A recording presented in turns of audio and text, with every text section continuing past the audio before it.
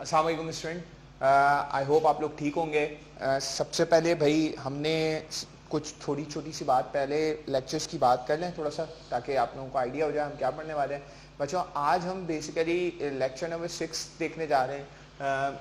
हमारे पास chapter number 2 पढ़ रहे थे सपोर्ट एंड मूवमेंट, और उसका जो हमारे पास पार्ट है वो बेसिकली 6 पार्ट है जिसको हम देखने जा रहे हैं, और इसकी काफ़ी डिटेल हम कवर करने जा रहे हैं। काफ़ी सारी चीज़ें हैं बेसिक बहुत लंबा टॉपिक है, ठीक है। इसके अंदर बहुत सारी चीज़ें हैं जो कि आपने कवर करनी है और बहुत अच्छे से आपको आनी चाहिए।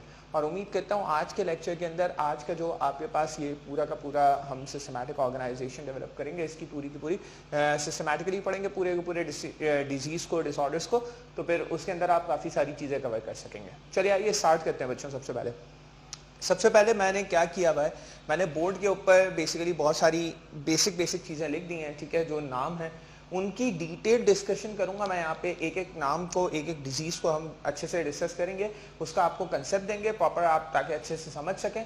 तो आपने क्या करना है, अपने पास उसके नोट्स प्रॉपरली बना लेने, ठीक है, क्योंकि हम पूरे नोट्स बना के उस तरीके से आपको पूरा का पूरा वापस से नहीं कर सकते, लेकिन हाँ बता सकते हैं। तो आप आराम से बताएंगे, आप और से सुनते सुनते उसको साथ साथ नोट्स बना लीजिएगा।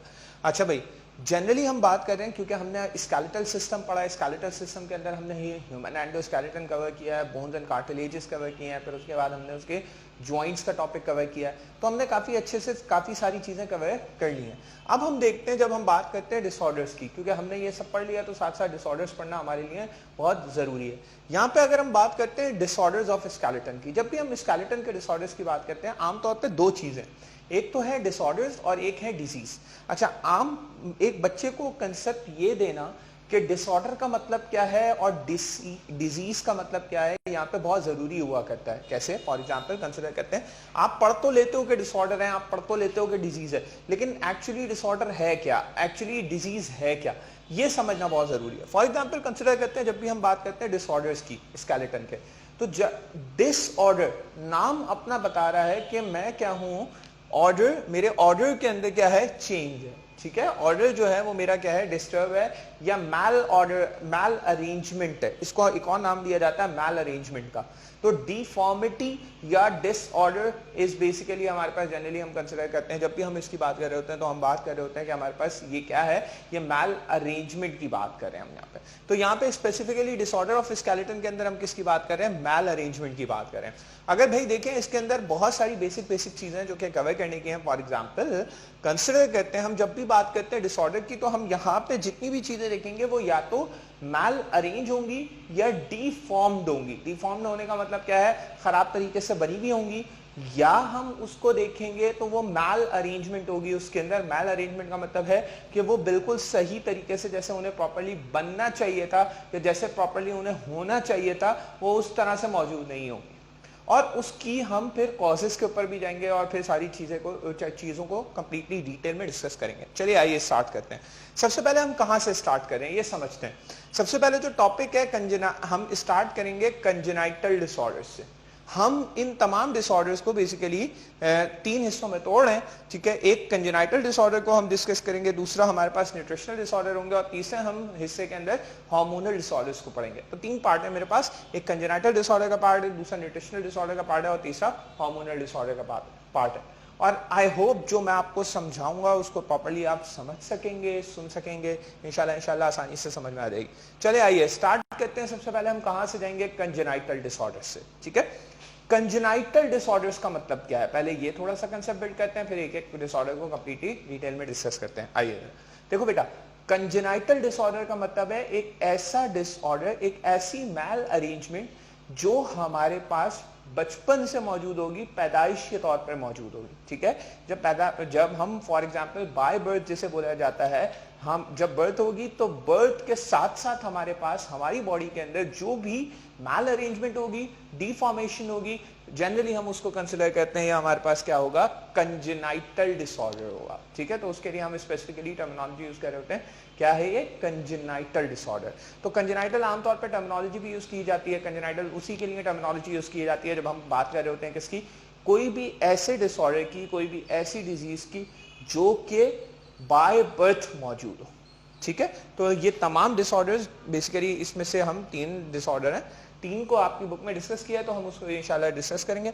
इन तीनों डिसऑर्डर के अंदर, ये तीनों डिसऑर्डर कंजेनाइटल डिसऑर्डर, क्या इससे ज्यादा कंजेनाइटल डिसऑर्डर है? यस सर, बिल्कुल, इससे बहुत ज्यादा कंजेनाइटल डिसऑर्डर है अगर हम स्केलेटन की बात करें, ठीक है। लेकिन क्योंकि आपकी बुक में या आपके एमकेट के कोर्स के अंदर ये तीन टॉपिक्स सिर्फ डिस्कस किए हुए हैं, तो हम फोकस भी किन पे करेंगे? इन ही टॉपिक्स के ऊपर फोकस करेंगे और कोशिश करेंगे आपको इनके थ्रू समझ में आ सके, ठीक है। चलिए आइए सबसे पहले स्टार्ट करते हैं माइक्रोसेफली से, ठीक है। इसको माइक्रोसेफली बोला जाता है, ठीक है, प्रोनाउंस किया जाता है। गौर से समझिएगा कि माइक्रोसेफली हो क्यों रहा है, क्या है मैकेनिज्म, क्या है। देखो, लास्ट क्लासेस के अंदर, लास्ट पिछले कुछ लेक्चर्स के अंदर मैंने आपको क्या समझाया? मैंने उन लेक्चर्स के अंदर आपको ये समझाया कि हमारे पास क्रेनियम मौजूद है, ठीक है। क्रेनियम के अंदर बोन्स मौजूद हैं, ये बात आप लोगों को पता है, और सारी की सारी बोन्स बहुत अच्छे से जॉइंट के टॉपिक में भी समझाया और फिर एंडोस्केलेटन के टॉपिक के अंदर भी समझाया। आपको क्या समझाया? सारी की सारी जितनी भी बोन्स है हमारे पास, वो सारी की सारी बोन्स एक्चुअली अगर देखा जाए तो जो किसमें, क्रेनियम में, वो सूचर्ड बोन्स है, ठीक है। सूचर्ड बोन्स का मतलब समझते होंगे आप लोग। सूचर्ड बोन्स का मतलब है यानी वो हमारे पास कुछ इस तरीके से अरेंज हुई हुई बोन्स हैं। अगर कोई बोन ऐसे अरेंज हुई हुई है, इसका मतलब है, जनरली हम बात करेंगे कि इसके अंदर क्या है, स्पेस पैदा करने की या स्पेस प्रोड्यूस करने की एबिलिटी मौजूद है। अभी क्या है, फॉर एग्जांपल कंसिडर करते हैं हमारे पास यहाँ पे, जैसे एग्जांपल कंसिडर कर रहे हैं, ये सूचर्ड बोन है। जब ये सूचर्ड बोन है तो ये सूचर्ड बोन के अंदर हमारे पास क्या मौजूद है, स्पेस मौजूद है। यानी ये सूचर कंप्लीटली एक दूसरे के साथ क्या हो सकते हैं, ऐसे कंबाइन भी हो सकते हैं और एक दूसरे से थोड़ा दूर भी जा सकते हैं, ये भी हम समझेंगे, ठीक है। तो सूचर्ड बोन की मैकेनिज्म जब आपको समझाया, तो आपको क्या समझाया सूचर्ड बोन के अंदर? सूचर्ड बोन के अंदर आपको प्रॉपर पूरा डिस्कस किया कि देखो, फॉर एग्जांपल, ये अच्छे से बताया था, दोबारा सुन लो कि क्या हुआ करता है, हमारा ब्रेन होता है, ब्रेन जो होता है वो कंटिन्यूसली क्या कर रहा होता है, ग्रो कर रहा होता है। कब तक ग्रो कर रहा होता है? जो अपना मैक्सिमम साइज अटेन करता है, वो साइज अटेन करता है तकरीबन, हम कंसिडर करते हैं कि 5 इयर्स की एज तक वो अपना मैक्सिमम साइज अटेन कर लेता है, मैक्सिमम साइज गेन कर लेता है। तकरीबन 95% आपके ब्रेन के साइज के अंदर जो ग्रोथ होती है वो हो जाती है। इसका मतलब है क्रेनियम बचपन से लेकर, पैदाइश से लेकर 5 साल तक, ठीक है, यानी आपकी बर्थ से 5 इयर्स तक कंटिन्यूसली क्या करेगा, ग्रो कर रहा होगा। तो अब जब वो ग्रो कर रहा है, तो फॉर एग्जांपल ऐसी कंडीशन के अंदर क्या हो कि ये सूचर्स जो हो, ये बोन के जो सूचर्स हो, या हमारे पास दो चीजें और होती हैं। गौर से सुनिएगा, जो मैं बात बोल रहा हूँ वो समझिएगा और अपने पास मेंशन कर लीजिएगा, उसको कहीं नोट्स पे राइट डाउन लिख लीजिएगा। देखिए मैं क्या बोल रहा हूँ, मैं एक बहुत आसान सी बात बोल रहा हूँ कि हमारे पास यहाँ पे एंटीरियर फॉन्टेनल होता है, यहाँ पे पोस्टीरियर फॉन्टेनल होता है। अगर आप छोटे बच्चों के इस जगह के ऊपर हाथ थोड़ा सा लगाएं, बहुत छोटे बच्चों की बात कर रहा हूँ, तो उनके थोड़ा सा थोड़ा सा हल्का सा डिप्रेशन महसूस होगा आपको। यानी डिप्रेशन मतलब वो वाला डिप्रेशन नहीं, साइकोटिक डिप्रेशन नहीं, यहाँ हम बात करें प्रेशर डिप्रेशन की। जब आप प्रेशर अप्लाई करेंगे तो आपको ऐसा लगेगा कि वो जगह डिप्रेस हो रही है, वो जगह नीचे की तरफ जा रही है सब, ठीक है। तो हमारे पास यहाँ पे आपको एक एंटीरियरली डिप्रेशन मिलेगा, और अगर आप पोस्टीरियर इस जगह पे बिल्कुल टॉप के ऊपर आप जाके अगर हल्का सा हाथ लगाएं, ज्यादा नहीं करिएगा, ऐसे नहीं करके डिप्रेस नहीं कर दीजिएगा, तो बच्चा है भाई, ठीक है, जरा ख्याल रखना उसका। लेकिन जनरली अगर एंटीरियर पोर्शन पे करोगे या पोस्टीरियर पोर्शन पे करोगे, दोनों पोर्शन पे करने पे तुम लोगों को क्या दिखेगा, तुम लोगों को थोड़ा सा डिप्रेशन दिखेगा, ठीक है। दैट इज फॉन्टेनल्स, इसे बोला जाता है फॉन्टेनल्स, FONTANELLES, फॉन्टेनल्स। तो ये हमारे पास फॉन्टेनल्स हैं, इंटीरियर फॉन्टेनल है, पोस्टीरियर फॉन्टेनल है। अच्छा, ये फॉन्टेनल अलाउ करते हैं किसको, ब्रेन को, ताकि जाहिर सी बात है सूचर जब जगह खाली है तो ऑटोमेटिकली सूचर्ड बोन्स इस वक्त क्या है, लूज हुई हैं, और आहिस्ता आहिस्ता आहिस्ता आहिस्ता वो अपने अंदर, फॉर एग्जांपल कंसीडर करते हैं इस तरीके से हमारे पास सूचर बोन है, जैसे एग्जांपल कंसीडर करें, ये suture bone Aahista Aahista Aahista Aahista Aahista Aahista Aahista Aahista open up होना शुरू हो जाएंगी, ठीक है। जैसे जैसे जैसे जैसे जैसे लूज होती चली जाएंगी, ब्रेन अपना साइज गेन करता रहेगा, और क्योंकि सारे सूचर्स ओपन हो रहे हैं तो ऑटोमेटिकली साथ साथ बोन का साइज भी बड़ा होता चला जाए, तो आपका क्रेनियम क्या करता चला जाएगा, ग्रो करता चला जाएगा। सूचर भी लूज होते चले जाएंगे, साथ साथ बोन भी ग्रो करती चली जाएगी, और जब 5 साल की उम्र, मतलब 5 साल की उम्र आ जाएगी, तो 5 साल की उम्र के अंदर ये सारे सूचर्स एक दूसरे के साथ जाके क्या हो जाएंगे, लॉक हो जाएंगे, और जब ऐसा होता है कि हमारे पास ये सारे सूचर्स जाके लॉक हो जाते हैं, तब हम इस कंडीशन को बोल रहे होते हैं कि हमारे पास जितनी भी सूचर्ड बोन्स थी उन्होंने क्या किया, वो आपस में कंबाइन हो गए और उसकी वजह से क्रेनियम ने अपना मैक्सिमम साइज अटेन कर लिया, जिसकी वजह से आपका ब्रेन भी अपना मैक्सिमम साइज अटेन कर लेता है। सो आई होप आपको ये कंसेप्ट समझ में आ गया होगा।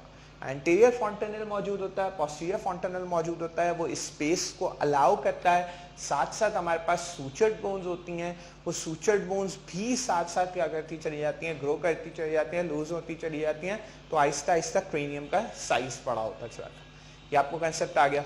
अब एक छोटी सी बात और कर दें, ठीक है, ये एंटीरियर पोस्टीरियर फॉन्टेनल 1.5 साल की उम्र तक बच्चों के बंद हो जाते हैं, लेकिन फिर भी क्रेनियम थोड़ा अपना साइज ग्रो कर लेता है उसके बाद, ठीक है। क्यों? क्योंकि सूचर बोन्स की वजह से।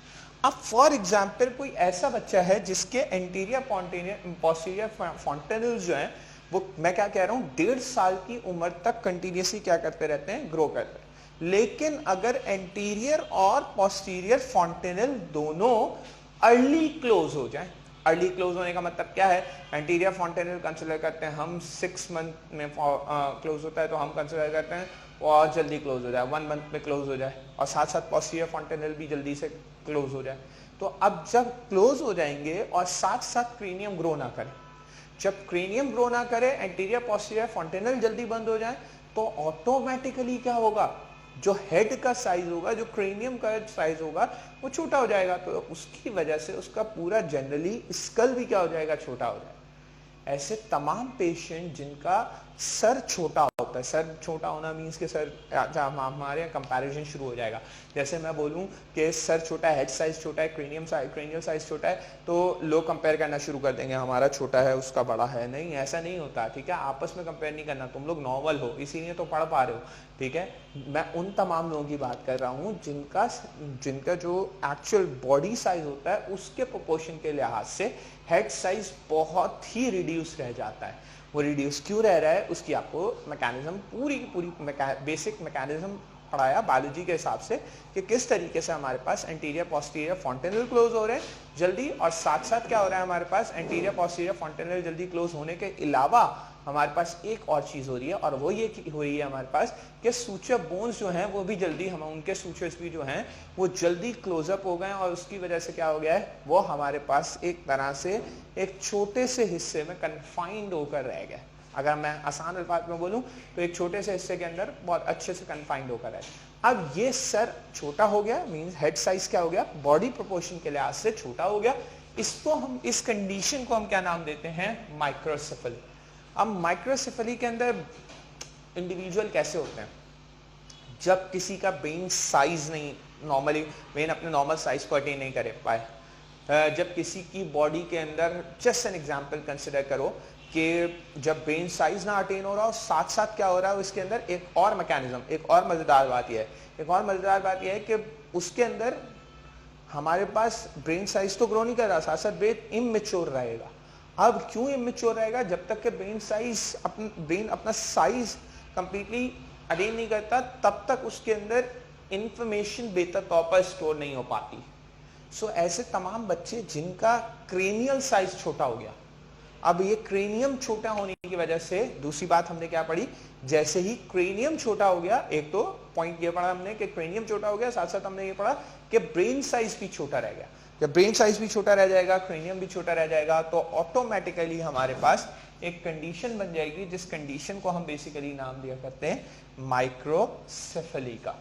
सो माइक्रोसेफली में बच्चे आमतौर पर आपको दिखेंगे एबनॉर्मल, ठीक है। एबनॉर्मैलिटी क्या दिखेगी, ब्रेन फंक्शनिंग एबनॉर्मैलिटी दिखेगी। देखो फॉर एग्जांपल कंसिडर करो, मैं यहाँ पे आपको पढ़ा रहा हूँ, ठीक है, या आप पढ़ रहे हो, या आप कोई भी काम कर रहे हो, वो नॉर्मल फंक्शनिंग है, आपकी बॉडी की नॉर्मल फंक्शनिंग वैसे के वैसे ही चल रही है। फॉर एग्जांपल यहाँ पे मेरी नॉर्मल फंक्शनिंग चल रही है, यस बिल्कुल, मेरी नॉर्मल फंक्शनिंग वैसे के वैसे ही चल रही है जैसे चलनी चाहिए। जैसे हम कोई भी काम कर रहे होते हैं, वो नॉर्मल तरीके से हमारा काम चल रहा है। लेकिन फॉर एग्जांपल कंसिडर करते हैं, अगर किसी इंडिविजुअल को माइक्रोसेफली है, या वो माइक्रोसेफेलिक पेशेंट है, तो वो अपने नॉर्मल काम भी सही से नहीं कर पाएगा, और ऐसे बहुत सारे इंडिविजुअल आपने देखे होंगे, बहुत सारे बच्चे देखे होंगे। ये खास तौर पे कंजेनाइटल डिसऑर्डर है, और इस कंजेनाइटल डिसऑर्डर की एक कॉज मैं आपको बताता हूँ जो कि आपके लिए हैरानकुन होगी, ठीक है। आमतौर पर मैं बता रहा होता हूँ जब मैं सिकल सेल एनीमिया पढ़ाता हूँ, जब मैं थैलेसीमिया पढ़ा रहा होता हूँ, जब मैं ल्यूकीमिया में तो कम, सिकल सेल एनीमिया थैलेसीमिया के अंदर ज्यादा बता रहा हूँ। साथ साथ माइक्रोसेफली के लिए भी एक मेजर कॉज है हमारे पास, जिसको हम बोला करते हैं मेडिटेरियन मैरिज, खानदानी शादियां। खानदानी शादियों की वजह से एक बहुत बड़ी कॉज है हमारे पास किसकी, माइक्रोसेफली की। माइक्रोसेफली आमतौर पे वो कंजेनाइटल डिसऑर्डर बहुत डेवलप होता है उन लोगों में जिनको हम जनरली कंसिडर कर रहे होते हैं कि उसके अंदर हमारे पास फिनोमेना क्या था, आमतौर पे मेडिटेरियन मैरिज की वजह से वो। नेक्स्ट हमारे पास जो टॉपिक है वो है क्लेफ्ट लिप एंड पैलेट। हम क्लेफ्ट लिप एंड पैलेट पढ़ेंगे, इसको समझते हैं, आइए फिर हम आगे चलते हैं। क्लेफ्ट लिप एंड पैलेट, अच्छा इसकी भी फंक्शनिंग जरा समझ लो, इसकी भी पूरी फिजियोलॉजी समझ लो अच्छे से, ताकि जिंदगी में कभी कहीं जाओ किसी को भी समझा सको। देखो फॉर एग्जाम्पल होता क्या है, आपके पास यहाँ पे अगर आप चले जाएं आपके अपर जॉ के, अपर जॉ बना हुआ है आपका मैक्सिला से, ये बात हमने पढ़ी, और मैक्सिला के बिल्कुल पीछे होती है पैलेटाइन बोन, पैलेट जो होता है, ठीक है। आप अपनी टंग को जब अपने ओरल कैविटी के रूफ से लगाओगे, ठीक है, टंग को जब ओरल कैविटी के रूफ से लगाओगे तो आपको एक हार्ड सा स्ट्रक्चर फील होगा, एंड दैट इज पैलेट। पहले हार्ड होता है, फिर पीछे जाओगे तो सॉफ्ट सॉफ्ट पार्ट फील होना शुरू हो जाएगा, विच इज सॉफ्ट पैलेट। तो हमारे पास कुछ हिस्सा हार्ड पैलेट का होता है और उसके पीछे हमारे पास, जैसे ये वाला हिस्सा हार्ड पैलेट का है, फिर उसके पीछे हमारे पास सॉफ्ट पैलेट। अच्छा इससे आगे क्या है, ये अपर जॉ है। अपर जॉ क्या है, मैक्सिला। तो इसका मतलब है पैलेटाइन बोन और मैक्सिला।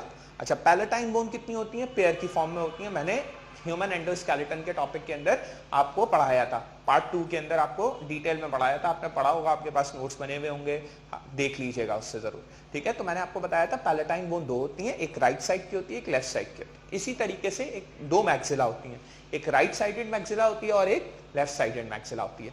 तो हमारे पास होता क्या है, पहले पैलेटाइन बोन फ्यूज होती है, इस तरीके से मैं देखो दिखा रहा हूं, ये 2 पैलेटाइन बोन है, ये वाली राइट और ये वाली लेफ्ट। ये राइट और लेफ्ट दोनों पैलेटाइन बोन्स पहले फ्यूज होती है, मतलब यहां से ये राइट वाली आती है, लेफ्ट वाली यहां से आती है, और ये दोनों आके फ्यूज हो जाती है। फिर उसके बाद मैक्सिलरी बोन, राइट वाली आती है, लेफ्ट वाली आती है, ऐसे बंद होती है, और उसकी वजह से फिर आपका लिप क्लोज होता है। लिप कैसे क्लोज होता है, राइट वाला लिप इधर आ रहा होता है और लेफ्ट वाला लिप इधर आ रहा होता है, और ये दोनों आके क्लोज होते हैं। अब अगला सवाल होगा ये कब होता है, जब बेसिकली जो बेबी होता है, जो न्यूबॉर्न होता है, या फीटस, अच्छी टर्मिनोलॉजी हम यूज करते हैं फीटस की। फीटस जिसको नहीं पता हो, जो फीटस की जो डेवलपमेंट हमारे पास इंडिविजुअल होता है, ठीक है, उसको हम फीटस पूरा करते हैं। जो फीटस मदर वूम के अंदर होता है, जब वो ग्रो कर रहा होता है इन मदर, तो बेसिकली उसकी बोन्स फॉर्मेशन इस तरीके से होती है। कैसे होती है, पहले पैलेटाइन बोन फ्यूज होती है, राइट पैलेटाइन लेफ्ट पैलेटाइन, ये दोनों फ्यूज होती हैं, इसका मतलब है दोनों पैलेट्स आके मिल गए। फिर राइट मैक्सिला लेफ्ट मैक्सिला आके मिलते हैं, फिर यानी पहले आपका पैलेट फ्यूज होगा पीछे से, फिर उसके बाद यानी यहां से पीछे से पहले पैलेट फ्यूज हुआ, फिर पैलेट के फ्यूज होते ही मैक्सिला फ्यूज हुआ, और फिर ये लिप फ्यूज हुए। इसी वजह से आपके लिप के यहाँ पे सेंटर में डिप्रेशन आ जाता है, क्योंकि यहाँ से राइट लिप और यहाँ से लेफ्ट लिप, ये दोनों आके मिलते हैं। इस तरीके से नेचर ने आपकी बॉडी को बनाया है कि बॉडी कैसे बन रही होती है, पीछे वाले हिस्से से, यानी पहले पैलेटाइन बोन फ्यूज हुई, फिर मैक्सिला फ्यूज हुआ, और फिर उसके बाद लिप फ्यूज हुआ। इस तरीके से बनता है, ये नॉर्मल है, ठीक है।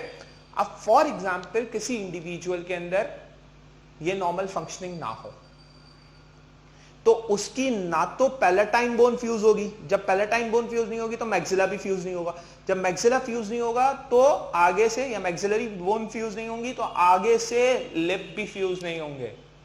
तो इसका मतलब है यहां लिप पूरा का पूरा, यहां पे एक, अगर हम आसान से बात बोलें कि यहां पे एक क्लेफ्ट रह जाएगा, जगह खाली रह जाएगी लिप से, और लिप से पीछे चले जाएंगे तो पूरा का पूरा मैक्सिला भी क्लेफ्ट रहेगा, और साथ साथ हमारे पास पैलेटाइन बोन भी क्या रहेगी, क्लेफ्ट रहेगी।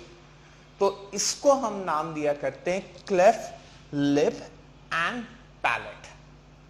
समझ में आया होगा आई होप। अगेन एक दफा जल्दी से दोबारा से इसको बता देते हैं, क्योंकि इसकी फिजियोलॉजी समझना जरूरी है, क्योंकि इसके ऊपर मैं अभी कंसेप्ट बिल्ड करूंगा आपका पूरा।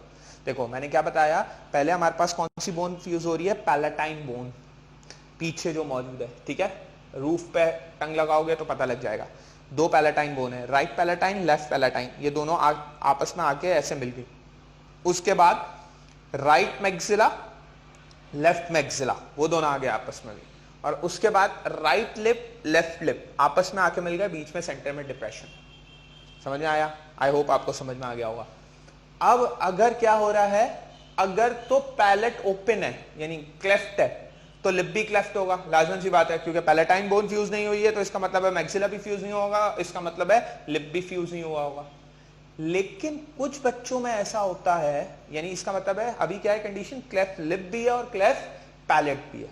लेकिन कुछ बच्चों में ऐसा होता है कि क्या होता है कि हमारे पास फॉर एग्जांपल कंसिडर करते हैं ये हमारे पास क्या है, दोनों पैलेटाइन बोन है, right palatine left palatine, right palatine और लेफ्ट पैलेटाइन मिली, राइट मैक्सिला और लेफ्ट मैक्सिला भी मिला, लेकिन राइट लिप और लेफ्ट लिप फ्यूज नहीं हुए, तो सिर्फ खाली क्या रह जाएगा, क्लेफ्ट लिप। तो हमारे पास दो कंडीशन होती हैं। अब आपको इसका कंसेप्ट बना लेना है बहुत अच्छे से। दो कौन सी कंडीशन है, एक होती है क्लेफ्ट लिप और एक होती है cleft lip and cleft palate. Again बोल रहा हूं, एक होती है क्लेफ्ट लिप, खाली क्लेफ्ट लिप, क्योंकि उसमें पैलेटाइन बोन भी फ्यूज हो जाती है, मैक्सिला भी फ्यूज हो जाता है, सिर्फ लिप फ्यूज होना रह जाता है। दूसरी जो हमारे पास हुआ करती है वो कौन सी हुआ करती है, अच्छे से याद रखेंगे, वो हमारे पास हुआ करती है क्लेफ्ट लिप एंड पैलेट दोनों, बोथ। उसमें क्या हो रहा है, क्योंकि पैलेटाइन बोन फ्यूज नहीं हुई तो मैक्सिला भी फ्यूज नहीं होगा, तो लिप भी फ्यूज नहीं होगा। अब कंडीशन सीवियर कौन सी है, सीवियर है cleft lip and palate. Why? Because automatically बच्चा जो भी खाएगा, इसके अगर हम देखो, आप कॉजेस पे चले जाओ, पहले कॉजेस को देख लेते हैं थोड़ा सा। कॉजेस बहुत सारे हैं, जेनेटिक कॉजेस हैं सारे, ठीक है, तो उसके ऊपर हम नहीं जाएंगे, वजह क्या है, बहुत सारी, मतलब उसके अंदर फिर एक अलग डिटेल में जाना पड़ेगा, वो अभी कोर्स का हिस्सा नहीं है, वो अभी पढ़ने की जरूरत नहीं है, लेकिन इंशाल्लाह मेडिकल स्कूल में आप लोग जाओगे तो मेडिकल स्कूल में उसको डिटेल में पढ़ना, ठीक। बट फिर भी आप ये बात समझ लो कि अगर फॉर एग्जाम्पल बहुत सारी बेसिक जेनेटिक कॉजेज हैं, उसके साथ साथ अगर पेशेंट को ऐसा आ जाए तो आप सिम्टम क्या आएंगे, उसका सबसे पहला सिम्टम होगा वो जो भी चीज खा रहा होगा या पी रहा होगा वो सब नाक के जरिए से बाहर आ रहा होगा। क्यों? क्योंकि आपकी नेजल कैविटी को ओरल कैविटी से सेपरेट करने वाली बोन कौन है, पैलेट है, जिसे हम उर्दू में तालू बोला करते हैं, ठीक है। ये दोनों चीजों को सेपरेट कर रही है, नेजल कैविटी को ऊपर रख रही है, ओरल कैविटी को नीचे रख रही है। जब यही ओपन है तो जो भी चीज खाएगा, जो भी चीज इनगल्फ करेगा, या उसको हम कहेंगे इंजेस्ट करेगा या ड्रिंक करेगा, वो सारी की सारी चीज नेजल, उसको बोलते हैं नेजल रिगर्जिटेशन, नेजल कैविटी से सब कुछ बाहर आ जाएगा। तो ऐसी कंडीशन में हमारे पास बहुत सारे पेशेंट, बहुत सारे बच्चे आते हैं। अब क्या ये ट्रीटेबल है? अगला सवाल ये होता है, सर अगर ऐसे सिम्टम्स आ रहे हैं तो परेशान कौन बात है, बहुत परेशान कौन बात है, क्या ये ट्रीटेबल है? यस, ट्रीटेबल है। इसकी सर्जरीज होती हैं तकरीबन, अगर क्लेफ्ट लिप एंड पैलेट हो तो 2 सर्जरीज होती हैं। 2 सर्जरीज में पहले हम लिप की बेसिकली प्रॉपर जो है उसको, अगर आसान अल्फाज में बोलूँ, प्लास्टिक सर्जरी करते हैं, आप लोगों को समझ में आ जाएगा। और दूसरी चीज़ हमारे पास हम क्या करते हैं, बोन ग्राफ्टिंग करते हैं, या अगर हम आसान अल्फाज में बोलें कि हम यहाँ पे नई तरीके से पैलेट को फॉर्म करने की कोशिश करते हैं, और हम या फिर पैड्स होते हैं वो हम लगाते हैं। तो उससे क्या होगा, नेजल कैविटी ओरल कैविटी से क्या हो जाएगी, सेपरेट हो जाएगी।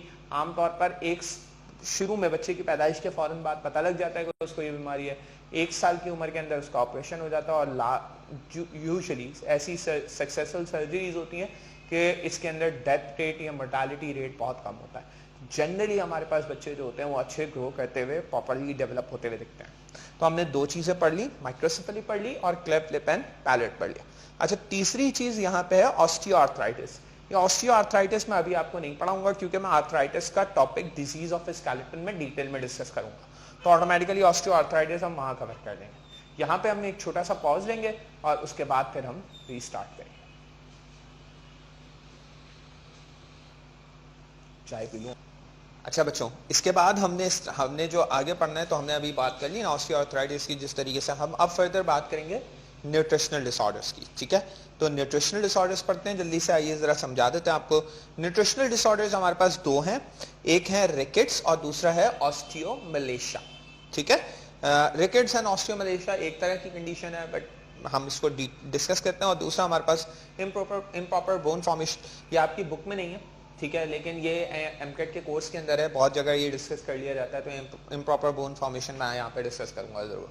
ठीक, चलिए आइए पहले रिकेट्स एंड ऑस्टियोमलेशिया का कंसेप्ट बिल्ड करते हैं। आप अपने पास नोट डाउन कर लेना अच्छे से, और तो जरा गौर से समझो रिकेट्स एंड ऑस्टियोमलेशिया क्या है। देखो फॉर एग्जाम्पल न्यूट्रिशनल डिसऑर्डर है, the most important thing is nutritional disorder. इसका मतलब है न्यूट्रिशन प्रॉपर नहीं मिल रही होगी। ठीक है, फॉर एग्जाम्पल कंसिडर करो एक छोटा सा बच्चा है, बर्थ हुई उसकी, बच्चे की जैसी बर्थ हुई तो उसके बाद अब उसको क्या चाहिए होता है, सबसे पहले उसको चाहिए होता है मिल्क।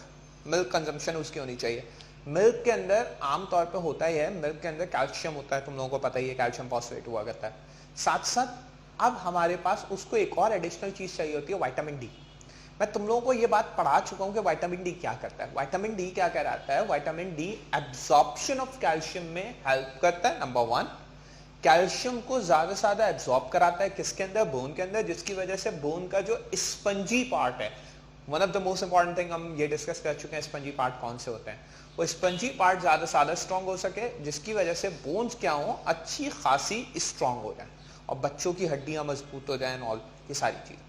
तो विटामिन डी पहला ये काम करता है कि एब्जॉर्प्शन ऑफ कैल्शियम कराता है। नंबर टू, जो one of the most important thing is जो करता है विटामिन डी, वो करता क्या है, वो साथ साथ ऑस्टियोब्लास्टिक एक्टिविटी को बढ़ा देता है। ऑस्टियोब्लास्टिक एक्टिविटी क्या है, बोन फॉर्मिंग सेल्स है, तुम लोग ये बात पढ़ चुके हो।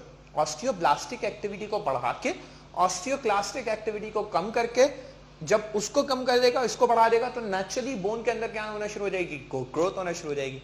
यानी हम अगर आसान अल्फाज में बोलें तो बच्चों के अंदर या किसी भी इंडिविजुअल के अंदर, बड़े इंडिविजुअल के अंदर ऑस्टियोब्लास्टिक एक्टिविटी का बड़ा होना और ऑस्टियोक्लास्टिक एक्टिविटी का नॉर्मल होना, या नॉर्मल होना मतलब ऑस्टियोब्लास्टिक एक्टिविटी से कम होना, इट मीन्स उसकी बोन बहुत अच्छा रिस्पॉन्ड कर रही है। इसका मतलब है उसकी बोन बहुत अच्छी ग्रो करेगी, इसका मतलब है उसकी हड्डियां काफी मजबूत होंगी। अब फॉर एग्जाम्पल बच्चों को या तो कैल्शियम ना मिले या तो मिल्क कंज्यूम ना करें प्रॉपर। जब कैल्शियम नहीं मिलेगा तो ऑटोमेटिकली ब्लड के अंदर आप कैल्शियम लेवल लो होगा। जब ब्लड के अंदर कैल्शियम लेवल लो होगा तो आप लोगों को ये बात अच्छे से पता है, क्योंकि आप लोग मुझसे पढ़े हो और तमीज से पूरी की पूरी बायोलॉजी को तमीज से ऑर्गेनाइज करें। अब मैं देखो किस तरीके से चैप्टर से चैप्टर को लिंक करूंगा, चीजों को टॉपिक, एक और टॉपिक को दूसरे टॉपिक से लिंक करूंगा। अगर फॉर एग्जाम्पल किसी बच्चे को कैल्शियम ना मिले तो उसकी बॉडी के अंदर जब कैल्शियम जाएगा नहीं तो ब्लड के अंदर कैल्शियम लेवल लो हो जाएंगे। जब कैल्शियम लेवल लो हो जाएंगे तो आप लोगों ने पढ़ा है कि पैराथॉर्मोन पैराथायरॉइड ग्लैंड से निकलना शुरू हो जाएगा, जो क्या करता है आप लोगों को पता है, वो कैल्शियम कहां से, किडनी से भी एब्जॉर्ब कराता है, और दूसरा काम क्या करेगा, बोन के कैल्शियम, बोन के अंदर जितना थोड़ा बहुत कैल्शियम था जो मदर ने कंज्यूम किया था, वो भी सब निकाल के कहां लाना शुरू कर देगा, ब्लड में। क्योंकि आप लोगों को पता है कि ब्लड के अंदर जो कैल्शियम होता है वो दो चीजों में दो एक्टिविटीज में रोल प्ले कर रहा होता है। एक न्यूरो, जितने भी हमारे पास अगर आसान अल्फाज में बोले, नर्व इंपल्सेस के अंदर या न्यूरॉन कंडक्शन के अंदर, ठीक है, इंपल्स कंडक्शंस के अंदर, और दूसरा हमारे पास मस्कुलर एक्टिविटी के अंदर। तो दोनों चीजों के अंदर रोल, बहुत इंपॉर्टेंट रोल प्ले कर रहा है। तो इसलिए ब्लड कैल्शियम लेवल को मेंटेन करना जरूरी होता है। कोई भी बच्चा हो, कोई भी बड़ा हो, जो कैल्शियम कंज्यूम ना कर रहा हो, उसकी ब्लड कैल्शियम लेवल्स लो होंगे, तो पैराथॉर्मोन निकलेगा instead of calcitonin, instead of vitamin D, parathormone release होगा जो ब्लड के कैल्शियम लेवल को बढ़ा देगा, चाहे किडनी से एब्जॉर्ब करे या बोन से जितना भी कैल्शियम है उसको ऐड कराने शुरू कर दे ब्लड में। तो आपने चैप्टर नंबर 2 को चैप्टर नंबर 3 से लिंक कर दिया। जब आप टॉपिक टू टॉपिक लिंक किया तो अब आपका कंसेप्ट बनेगा। अब फॉर एग्जाम्पल किसी का ब्लड कैल्शियम लेवल इसकी वजह से बढ़ना शुरू हो जाएगा, लेकिन बोन तो कैसी होना शुरू हो जाएंगी, वीक होना शुरू हो जाएंगी। अब ये वीक क्यों हो रही है, क्योंकि कैल्शियम कंजम्पशन नहीं है। अब फॉर एग्जाम्पल एक कंडीशन ये हो गई हमारे पास, ठीक है, जिसको हम बोलते हैं लो कैल्शियम कंजम्पशन, ठीक है। अब दूसरी हमारे पास कंडीशन क्या है, दूसरी हमारे पास कंडीशन है, फॉर एग्जाम्पल कोई भी इंडिविजुअल हो, वो इंडिविजुअल क्या करना शुरू कर दे, हाई अमाउंट में कैल्शियम कंज्यूम करना शुरू कर दे। नॉर्मल अमाउंट में कैल्शियम कंज्यूम कर रहा है, हाई अमाउंट में कैल्शियम कंज्यूम कर रहा है, बच्चा बड़ा है, नॉर्मल है, ठीक है, कैल्शियम तो कंज्यूम कर रहा है, लेकिन उसके पास विटामिन डी का एक्सपोजर नहीं है, या वो विटामिन डी नहीं बना पा रहा। विटामिन डी कैसे बनता है, आप सबको पता होगा। विटामिन डी ऐसे बनता है कि जब हमारी स्किन सनलाइट से एक्सपोज होती है, जब सूरज की रोशनी हमारी स्किन पे पड़ती है, तो होता क्या है कि हमारी स्किन विटामिन डी खुद ब खुद बनाना शुरू कर देती है। अब विटामिन डी बनना शुरू हो जाता है, तो विटामिन डी बनना शुरू होगा तो ऑटोमेटिकली क्या होगा, जो क्योंकि वो कंज्यूम कर रहा है कैल्शियम, तो कैल्शियम जितना भी ब्लड में कैल्शियम होगा जो कि हमारे बोन में जाना चाहिए, विटामिन डी उसको बोन के पास पहुंचा देगा, और साथ साथ एक और काम करेगा, कैल्सिटोनिन भी उसको बोन में पहुंचाएगा, जिसकी वजह से बोन की अंदर कैल्शियम फॉस्फेट लेवल बढ़ना शुरू हो जाएंगे और बोन स्ट्रांग होना शुरू हो जाएगी। साथ साथ ऑस्टियोब्लास्टिक एक्टिविटी बढ़ जाएगी, ऑस्टियोब्लास्टिक एक्टिविटी बढ़ जाएगी तो ऑटोमेटिकली क्या होगा, आपके पास बोन बनना शुरू हो जाएगी। सो इट मींस कि अगर विटामिन डी ना हो तो भले कैल्शियम कंज्यूम कर लें आप, लेकिन बोन फॉर्मेशन नहीं होगी। बोन में कैल्शियम ना तो डिपॉजिट होगा, ना तो ऑस्टियोब्लास्टिक एक्टिविटी बढ़ेगी। ऑस्टियोब्लास्टिक ऑस्टियोक्लास्टिक इसको बोला करते हैं ऑस्टियोब्लास्टिक ऑस्टियोक्लास्टिक बैलेंस, ये बैलेंस भी नहीं रहेगा, जिसकी वजह से क्या होगा, बोन वीक हो जाएगी। अब आपने अक्सर एक ट्रेडिशनल चीज है जो कि आप देखते चले जाते होंगे, फॉर एग्जांपल छोटे बच्चों को एक्चुअली क्या करते हैं नानी दादी ऑयलिंग करके बहुत छोटे बच्चों को धूप में ले जाया करती थी और बोला करती थी ये इसकी वजह से हड्डियां मजबूत होती हैं। तो उनको एक्चुअल फिजियोलॉजी नहीं पता थी कि होता क्या है, लेकिन ये बिल्कुल सही थी, वो अपनी सही हैं अपनी जगह। क्यों? क्योंकि हो क्या रहा है कि सनलाइट से उसकी स्किन बना रही है विटामिन डी, और उस बच्चे को जिसको कैल्शियम मिल रहा है, कैल्शियम कंज्यूम कर रहा है, उसकी ऑटोमेटिकली बोन्स क्या होने शुरू हो जाएंगे, स्ट्रॉन्गर। वो ऑयल की वजह से स्ट्रॉन्गर नहीं हो रही हैं। ऑयल तो क्या कर रहा है, स्किन को इस काबिल बना रहा है कि सनलाइट का एक्सपोजर उस स्किन को डिस्ट्रॉय ना करे, खराब ना करे, बर्न ना करे। लेकिन स्किन क्या कर रही है, विटामिन डी बना रही है। अब फॉर एग्जाम्पल किसी शख्स के पास स्किन एक्सपोजर ना हो, कोई बच्चे को सनलाइट में ले जाते ही ना हो, कोई बच्चे को बिल्कुल इस तरह तरीके से रखें, या कुछ एल्बिनिज्म की बीमारी है, ठीक है, उर्दू में सूरजमुखी बोलते हैं इसको, जिसके अंदर पिगमेंटेशन नहीं बनती, मेलानिन नहीं बनता, उसकी स्किन के अंदर भी प्रॉपर विटामिन डी नहीं बना करता ना, ठीक है, उनके अंदर भी बोन वीकनेस होती। तो अगर ऐसी कंडीशन हो, या तो दो कंडीशन बता दी, एक तो लो कैल्शियम कंजम्पशन हो, कैल्शियम कंज्यूम ही कम कर रहे हैं, और दूसरा मैकेनिज्म क्या है, विटामिन डी नहीं बन पा रहा हो। क्यों नहीं बन पा रहा हो? क्योंकि सनलाइट एक्सपोजर ना हो। अब बच्चों में तो चलो सनलाइट एक्सपोजर ना हो, बड़ों में कैसे सनलाइट एक्सपोजर नहीं हो सकता? हमारे यहाँ आप लोगों को पता है खूबसूरती के लिए बहुत सारी जद्दोजहद, जिंदगी भर सुबह से लेकर शाम तक जो जद्दोजहद है वो की क्यों जाती है, क्योंकि अच्छी पिक्चर्स आ जाए, हम खूबसूरत लगे एंड ऑल। तो सनलाइट में वैसे ही एक्सपोज नहीं होते, क्योंकि वो तो स्किन को बर्न कर देगा। और जाहिर सी बात है, इतनी गर्मी की इस वक्त अगर फॉर एग्जांपल दोपहर में किसी को बाहर खड़ा कर दिया जाए तो वो कौन कह रहा है आपको कि आप दोपहर में जाओ बाहर खड़े? सुबह के वक्त भी सूरज की रोशनी आती है, ठीक है, वो सूरज की रोशनी से आप सनबाथ ले सकते हो। सनबाथ का मतलब पता है ना, सनबाथ का मतलब नहीं है आप खड़े हो जाओ, ठीक है, फुल बेसिकली आप अपने सिर्फ अगर हैंड रीजन को भी एक्सपोज करोगे सनलाइट से 10 मिनट के लिए, तो आपका रिक्वायर्ड विटामिन डी आपकी बॉडी में बनना शुरू हो जाएगा। इसीलिए आपने देखा होगा यंग फीमेल्स को, ठीक है, देखो कोई ऑफेंड नहीं होना, यहाँ पे इंपॉर्टेंट है, कोई ऑफेंड नहीं होना, बट जनरली यंग फीमेल्स को बहुत सारी हमारे पास ऐसी कंडीशंस हैं जिसके अंदर उनकी बॉडी में विटामिन डी प्रॉपर नहीं बन पाता। फिर दूसरे हमारे पास एक और मैकेनिज्म, एक और मिथ है, ठीक है। मिथ क्या है, एक तरह से वो भी सही कह रहे हैं, ठीक है, कि हमारे पास क्या होता है, ब्लैक अबाया यूज करते हैं लोग। तो ब्लैक अबाया, ब्लैक कलर तुम लोगों को पता है क्या करता है, सारी लाइट को एब्जॉर्ब कर लेता है। तो ब्लैक अबाया यूज करने की वजह से भी लाइट एब्जॉर्ब हो जाती है, तो सनलाइट से एक्सपोज नहीं होता। तो अंग्रेज ये कहते हैं, ठीक है, हमारे पास, ठीक है, जितने भी हमारे पास यूरोपियन कंट्रीज है वो ये कहते हैं कि क्योंकि मुस्लिम वर्ल्ड के अंदर एक्चुअली हमारे पास सिनारियो कुछ इस तरीके का है कि वो लोग ब्लैक अबाया यूज करते हैं, तो उसकी वजह से उनकी बॉडी के अंदर नेचुरली विटामिन डी फॉर्मेशन कम होती है। पाकिस्तान में हर 10 में से 8 वुमेन्स को विटामिन डी या कैल्शियम डेफिशिएंसी होती है। या तो वो दूध नहीं पीती हैं, इट्स ईओ, आप लोग अच्छे से समझते हो, या वो विटामिन डी नहीं बनता बिकॉज एक्सपोजर ऑफ सनलाइट कम। तो हमें दोनों चीजों को बैलेंस करना जरूरी है। अब अगर बच्चे में कोई एक चीज ना हो तब क्या होगा, बोन बन पाएगी नहीं, प्रॉपर बोन ग्रो नहीं कर पाएगी, तो बच्चों में बीमारी हो जाएगी रिकेट्स की, बड़ों में बीमारी हो जाएगी, अगर वही बीमारी होगी तो वो क्या कहलाएगी, ऑस्टियोमलेशिया। ठीक है, कंडीशन क्या हो रही है, या तो इम्प्रॉपर कैल्शियम कंजम्पशन है, इसको हम बोला करते हैं लो कैल्शियम कंजम्पशन, या क्या है, लो विटामिन डी फॉर्मेशन है। दोनों कंडीशन में से कोई एक कंडीशन भी होगी, नेचुरली क्या हो जाएगा, रिकेट्स एंड ऑस्टियोमलेशिया। तो हमें दोनों चीजों का बैलेंस करना जरूरी है। सो रिकेट्स में होता क्या है, अब ये तो आपको कॉज पता लग गई, पूरी फिजियोलॉजी समझ में आ गई। अब जरा हम चलते हैं कॉजेस क्या है रिकेट्स के। रिकेट्स के सबसे देखो बेसिकली इसके न्यूट्रिशनल डिसऑर्डर हैं कॉजेस। सिम्टम्स कैसे आएंगे, अब जो छोटा बच्चा है जिसकी बोन बहुत वीक है, वो जैसे ही चलने फिरने की उम्र में आएगा, चलने फिरने की कोशिश करेगा, तो जब उसकी बॉडी का वेट उसकी बोन पे पड़ेगा, बोन तो बहुत वीक है, तो उसकी बोन्स जो हैं जो कि ऐसे स्ट्रेट होनी चाहिए थी, वो इस तरीके से बेंड हो जाएंगी। क्यों हो जाएंगी, क्योंकि वेट पड़ेगा, वेट पड़ेगा तो बोन तो बेयर नहीं कर पाएगी। फॉर एग्जाम्पल एक लकड़ी हो, फ्लेक्सिबल लकड़ी हो, उसके ऊपर हम क्या करें, थोड़ा सा प्रेशर डालें, तो उसके ऊपर जब हम फोर्स डालेंगे, वेट रखेंगे, तो वो आहिस्ता आहिस्ता पहले स्ट्रेट रहेगी, लेकिन अगर बहुत ज्यादा वेट डालेंगे तो वो थोड़ा बेंड हो जाएगी। इसी तरीके से हमारे पास बोन रिएक्ट करती हैं, तो बोन क्या होना शुरू हो जाएंगी, बेंड होना शुरू हो जाएंगी। उनकी टांगे आपको बच्चों की स्पेसिफिकली इस कर्व शेप में दिखेंगी। साथ साथ आपको क्या दिखेगा, आपको बोन डेंसिटी कम दिखेगी। आप एक्सरे कराएंगे, आपको बोन बहुत बारीक पतली सी, बहुत ही थिन नजर आएगी।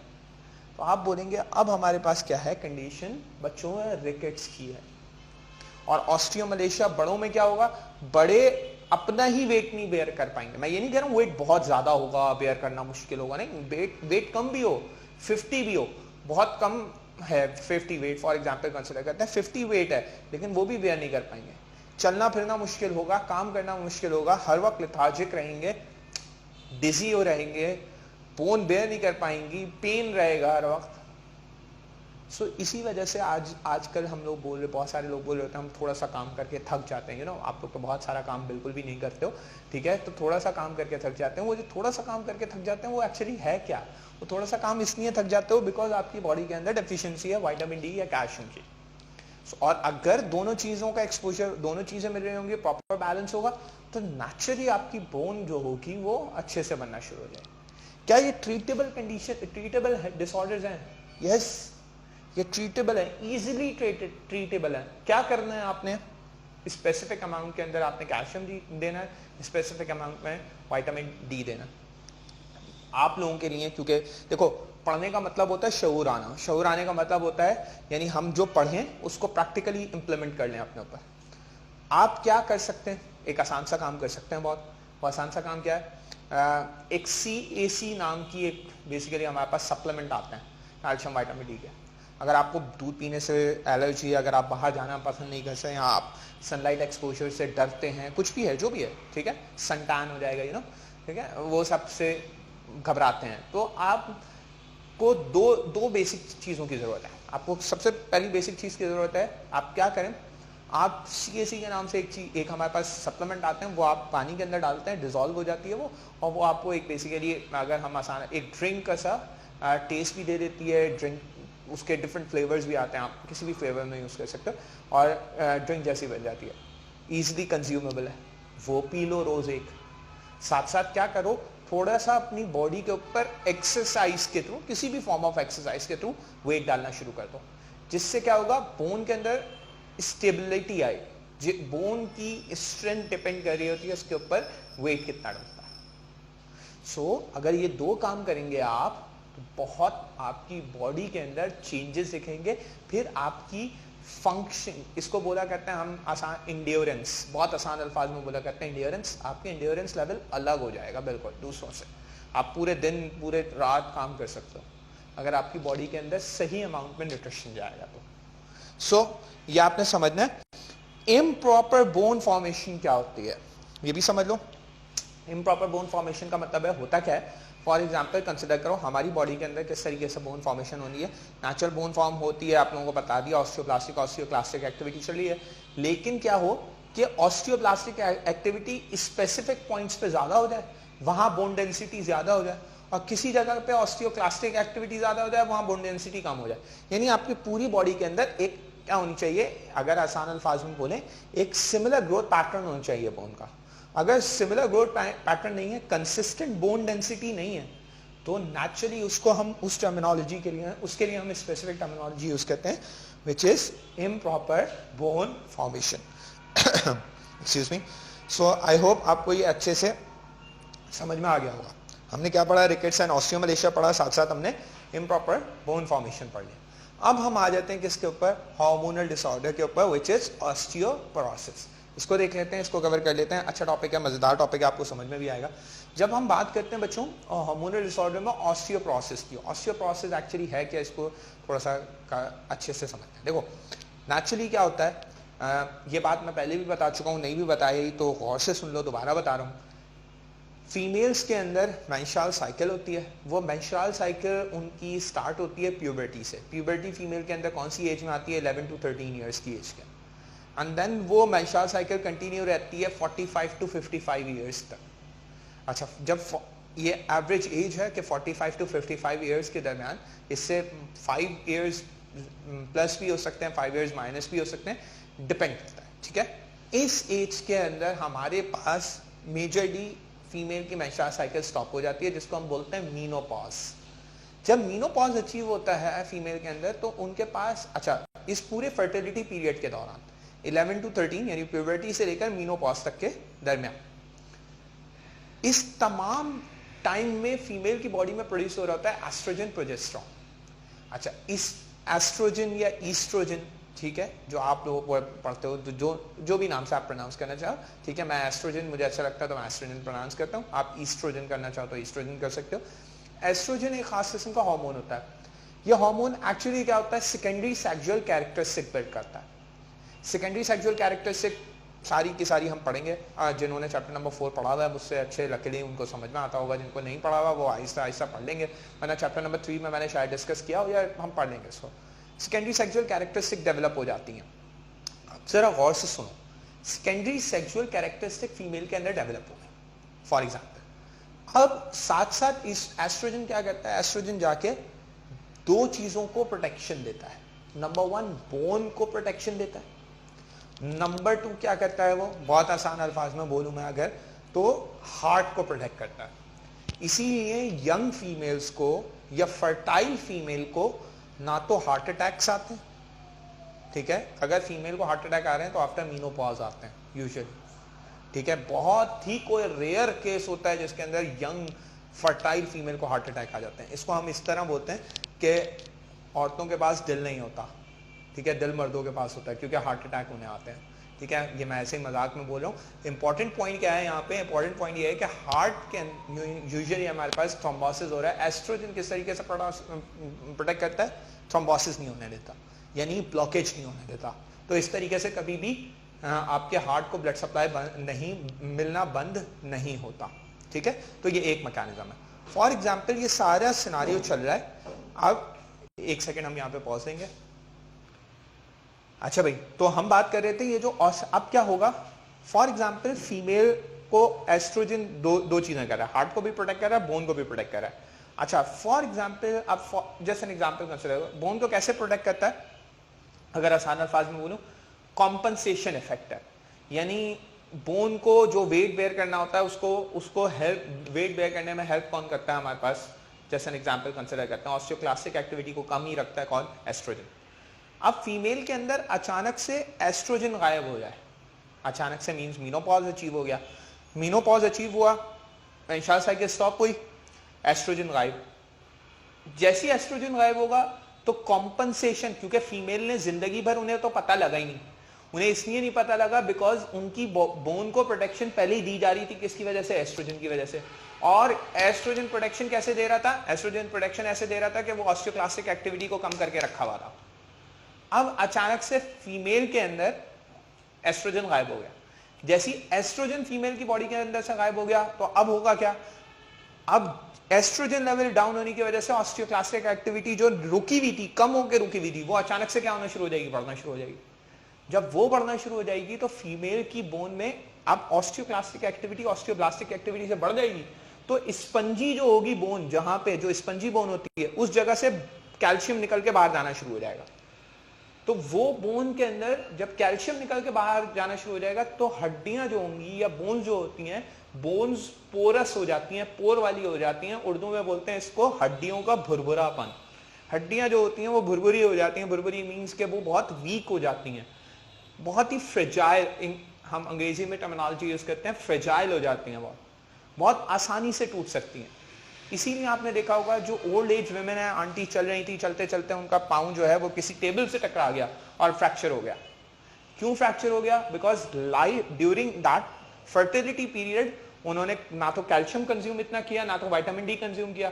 दूसरी बात क्या है, उनकी बॉडी को क्या थी, कॉम्पनसेशन थी, इसलिए पता नहीं लगा उन्हें। लेकिन अब लाइफ के ऐसी स्टेज में आई है जब वो कैल्शियम कंज्यूम भी कर लें, विटामिन डी कंज्यूम भी कर लें, अब ऑस्टियोब्लास्टिक एक्टिविटी ऊपर नहीं जाएगी, बिकॉज एजिंग का फिनोमेना। इंसान जैसे जैसे उम्र गुजरती चली जाती है, एजिंग का फिनोमेना बिल्ड होता चला जाता है, और एजिंग क्या करती है, आपकी ऑस्टियोब्लास्टिक एक्टिविटी को कम करना शुरू कर देगी। सो हमारे पास अब क्या होगा, बहुत ज्यादा नुकसान हो जाएगा। इन शॉर्ट अगर हम आसान अल्फाज में बोलें, फीमेल के अंदर बहुत ज्यादा नुकसान हो जाएगा। क्या होगा, उनकी जो बोन्स होंगी वो काफी क्या हो जाएंगी, पोरस हो जाएंगी। यहां पे हम टर्मिनोलॉजी यूज करते हैं कि क्या हो जाएंगी, पोरस बोन्स हो जाती हैं, ठीक है। ये पोरस बोन्स ही हैं, ठीक है। Osteoporosis, osteo means bone, porosis means pore formation, ठीक है। और पोरस बोन्स क्यों हो रही हैं, कहां पे हो रही हैं, ये पोर्स कहां बन रहे हैं? One of the most important thing है जो आपने याद रखनी है बच्चा, स्पंजी बोन के अंदर, ठीक है बेटा। तो स्पंजी बोन के अंदर आपने ये याद रखना है कि स्पंजी बोन के अंदर हमारे पास पोरस बोन्स बन जाते हैं, पोर्स डेवलप हो जाते हैं, ठीक है। तो अब यहां पे क्या होगा, फीमेल ना तो वेट बेयर कर पाएंगी, इजीली फ्रेजाइल बोन होंगी तो इजी फ्रैक्चर्स होंगे, ठीक है। इसको हम बोलते हैं लो ट्रॉमा फ्रैक्चर। लो ट्रॉमा फ्रैक्चर, चलते चलते छोटा सा ट्रॉमा हुआ और फ्रैक्चर हो गया। सो अगर अब आप इस सारे कंसेप्ट को बिल्ड करो तो ऑस्टियोमलेशिया फीमेल को यूजुअली कम होता है, मेल को ज्यादा होता है। क्यों? क्योंकि एस्ट्रोजन प्रोटेक्शन मिलती है। लेकिन फीमेल को ज्यादा क्या मिलेगा, आपको ऑस्टियोपोरोसिस मिलेगा। उसकी वजह भी यही है। और आपने बहुत लोगों को देखा होगा, उन लोगों को सांस लेने में इशू होता है, रिब्स का ऑस्टियोपोरोसिस हो जाता है। सोचो अगर रिब्स का ऑस्टियोपोरोसिस हो जाए तो सांस लेना कितना मुश्किल हो जाएगा। सारी रिब जितनी भी हमारी इंस्पिरेशन एक्सपिरेशन है तो हमारे अगर हम आसान अल्फाज में बोले इंटरकॉस्टल मसल्स के ऊपर डिपेंड करिए। आप लोगों ने इंटरकॉस्टल मसल्स का नाम सुना होगा, एक्सटर्नल इंटरनल छोड़ो, लेकिन इंटरकॉस्टल मसल्स तो सुने होंगे, वो इसके ऊपर डिपेंड करिए। साथ साथ रिब्स हैं उनके, अगर वही नहीं फंक्शन कर पाएंगी तो मसल किस तरीके से कॉन्ट्रैक्ट रिलैक्स करेगी। सो इसलिए हमारे पास एक अच्छा डिसऑर्डर है जिसको डिटेल में डिस्कस करना ज़रूरी होता है यहाँ पे। आई होप आपको समझ में आया होगा। तो जितनी सारी चीज़ें हैं मैंने बिल्कुल आसान करके समझाने की कोशिश की है। क्या ये ट्रीटेबल है? सोचो, मेरे ख्याल से मुश्किल होगा। अगर आप लोग सोचो तो मुश्किल होना चाहिए। क्यों? क्योंकि एजिंग का फिनोमेना आ रहा है बीच में, तो बहुत मुश्किल होता है यहाँ पे। हाँ, हम हार्मोन रिप्लेस, अच्छा कुछ बच्चों के दिमाग में कंसेप्ट आ रहा होगा हार्मोन्स दे दें अगर हम एस्ट्रोजन लगा दें एक्सटर्नली। यस, एक्सटर्नली एस्ट्रोजन लगा सकते हैं, लेकिन उसके फिर अपने साइड इफेक्ट्स हैं। हार्मोन रिप्लेसमेंट थेरेपी कहते हैं इसे, HRT, लेकिन वो फिर एक अलग लेवल पे चला जाएगा, इसलिए उस चीज़ को तंग नहीं करेंगे आप। ये समझ में आना चाहिए कि ये बहुत नुकसानदेह। आगे चलते हैं, अब हम डिजीज ऑफ स्केलेटन स्टार्ट करने जा रहे हैं। डिजीज ऑफ स्केलेटन के अंदर हम पढ़ेंगे सबसे पहले हमारे पास कौन सी डिजीज है। हम पढ़ेंगे सबसे पहले डिजीज जिसका नाम है डिस्क स्लिप, ठीक है। डिस्क स्लिप सबसे कॉमन और इजी डिजीज है, तो सबसे पहले स्टार्ट यहीं से करूंगा।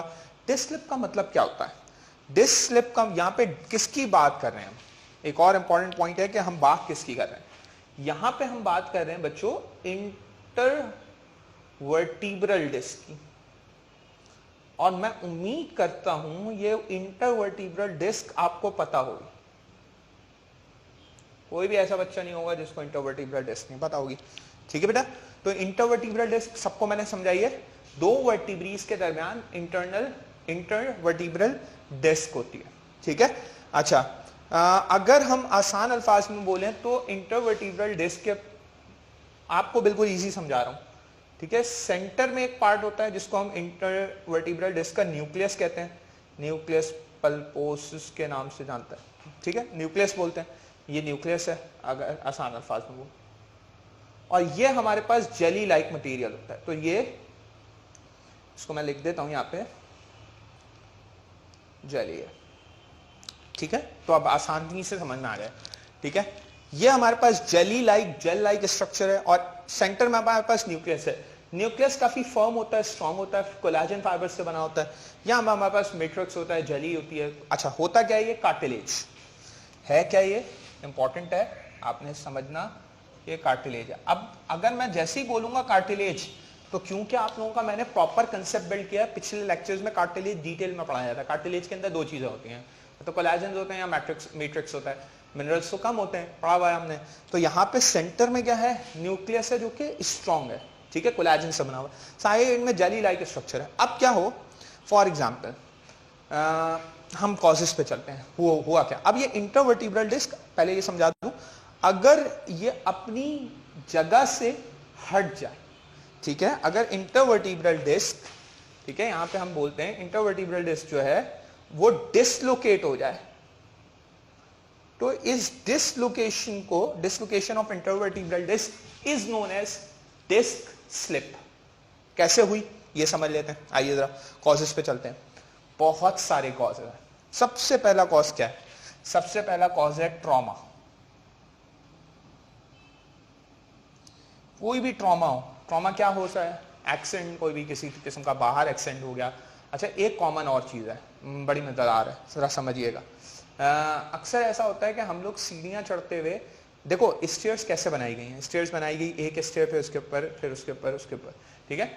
हम स्टेयर्स चढ़ते हुए एक स्टेयर को छोड़ के दूसरी स्टेयर पे चढ़ते हैं, तो इसको बोलते हैं स्किप करना, स्टेयर्स को स्किप करना। स्टेयर्स जब हम स्किप कर रहे होते हैं तो एक्चुअली क्या होता है, जो हमारी बॉडी का जो बेसिक शेप है वो शेप आउट हो जाता है, और जब वो शेप आउट हो जाता है, पोस्चर आउट हो जाता है, तो ऑटोमेटिकली क्या होगा, हमारे, क्योंकि सारी बॉडी का बेसिक वेट सबसे पहले कहां जाता है, मैंने पढ़ाया बहुत अच्छे से, लंबर रीजन पे।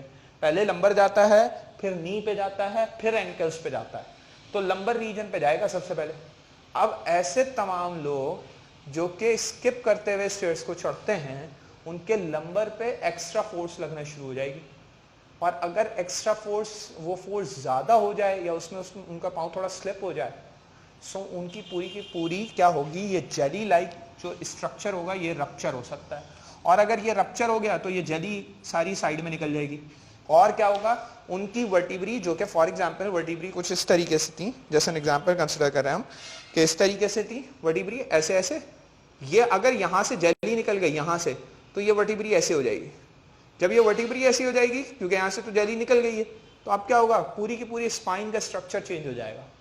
तो आपकी पूरी की पूरी, अगर हम बात करें, पूरा का पूरा वर्टिब्रल कॉलम अपनी पोजीशन से आउट हो जाएगा, जिसकी वजह से क्या होगा, अब होता क्या है, ट्रॉमा एक कॉज, ठीक है, एक्सीडेंट हो गया बाहर, ये हो गई, तकिया सही लगा के नहीं सोए हम, ठीक है, एक बहुत बड़ी कॉज है, ठीक है, जब हम पिलो को सही प्लेस नहीं करते, ठीक है, correct pillow placement is the most important thing, ठीक है, आपकी गर्दन किस तरीके से कर्वेचर में रहनी चाहिए।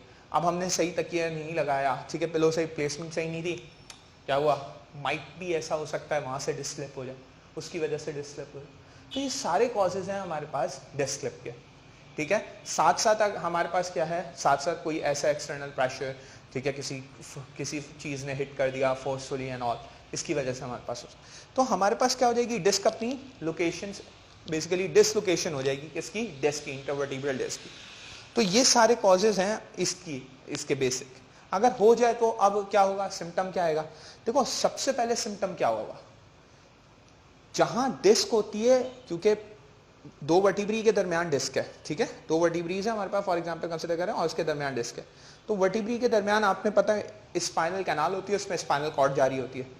स्पाइनल कॉर्ड जब जा रही होती है तो साइड से स्पाइनल नर्व्स निकल रही होती हैं। मैंने पढ़ाया था, आप सबको पढ़ाया होगा, dorsal root horn, ventral root horn, ठीक है, वो हमने पढ़ा था, डॉर्सल वेंट्रल रूट हॉर्न, ठीक है, उसके through spinal cord, spinal nerve बनती है, वो स्पाइनल नर्व निकल रही होती है दो वर्टिब्री के दरमियान।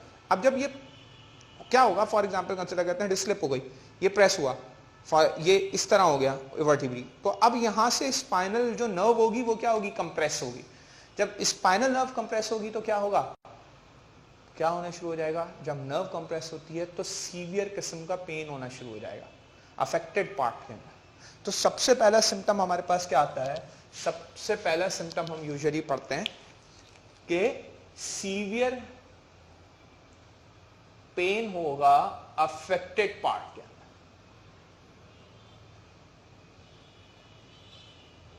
फिर दूसरा पॉइंट क्या है, डिसलोकेशन हुई है, तो डिसलोकेशन की वजह से एक और चीज क्या होगी हमारे पास यहाँ पे, अच्छे से आप सब समझना, बॉडी पॉस्चर चेंज हो जाएगा,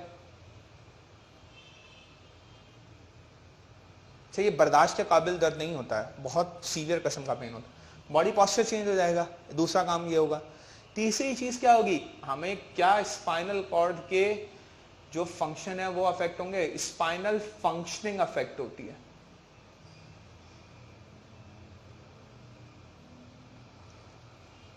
आप सोचो ये सब कुछ हो रहा है सिर्फ किसकी वजह से, छोटी छोटी नेग्लिजेंस की वजह से, इग्नोरेंस की वजह से। अगर फॉर एग्जांपल ये सब हो जाए, आपके पास पेशेंट आए, कैसे आप क्या करेंगे उसके साथ? आप सब तो सोच रहे होंगे हम उसकी स्पाइनल कॉर्ड्स की सर्जरी कर दें, उसकी वर्टिब्रल कॉलम की सर्जरी कर देंगे, डिस्क लगा देंगे, बाद में करेंगे। सबसे पहले पेशेंट आ रहा है पेन के साथ, तो आप सबसे पहले क्या करेंगे उस पेशेंट के साथ? उस पेशेंट को सबसे पहले, तमीज़ के डॉक्टर होंगे तो पेन किलर देंगे ताकि उसका पहले दर्द तो बंद हो, ठीक है ना। वो दर्द की तकलीफ से आ रहा है, उसको नहीं पता कि उसको हुआ क्या है, वो आप पहले उसका दर्द रोकेंगे, फिर बाकी काम बाद में करेंगे। फिर आप क्या करेंगे, एक्सरेज कराएंगे, एक्सरेज करा के आप देखेंगे क्या कंडीशन है, फिर उसको समझाएंगे कि ये इस तरीके से हो गया। और फिर हम यूजुअली क्या करते हैं, दो काम करते हैं। या तो सबसे पहले इसकी हम क्या करते हैं, इसको मैनेज करते हैं। मैनेज करते हुए क्या करते हैं, ठीक है, इंपॉर्टेंट है कि हम कर क्या रहे हैं। या तो हम इसको ट्रीट कर रहे हैं या मैनेज कर रहे हैं। अगर मैनेज कर रहे हैं इसको, तो मैनेज करते हुए हम क्या करेंगे, फिजियोथेरेपी देंगे, फिजियोथेरेपी कराएंगे और कंटिन्यू करेंगे पेन किलर्स पे। उसको बोलेंगे जब दर्द हो आपने दवा ले लेनी है और साथ साथ फिजियोथेरेपी करानी, ठीक है। एक मैकेनिज्म ये होगा। दूसरा हमारे पास क्या करते हैं, बहुत सारे लोग, मैं आप लोगों को एक कंसेप्ट बता दूं, ठीक है। हमारे यहाँ क्या करते हैं, लोग बोलते हैं इसको हॉट कंप्रेशंस दो। हॉट कंप्रेशंस का मतलब है यानी मतलब फॉर एग्जांपल कोई भी हीटर ले लिया, ठीक है, वाटर हीटर आते हैं, उसके अंदर गर्म पानी डाला, ठीक है, उसको पीछे रख लिया। ऐसी कंडीशन में कोई भी गर्म चीज नहीं लगाते। अगर आपके कभी जिंदगी में यहाँ पे दर्द हो, इन्फ्लेमेशन फील हो रहा हो, स्वेलिंग फील हो रही हो यहाँ पे, बच्चे कभी गलती से भी गर्म चीज नहीं लगाना। एक तो वैसे ही वहां टेम्परेचर बढ़ा हुआ है, उसके ऊपर आप गर्म चीज और लगा दोगे तो और टेम्परेचर बढ़ जाएगा। उधर गर्म चीज नहीं लगाते, इधर लगाते हैं कोल्ड कंप्रेशन।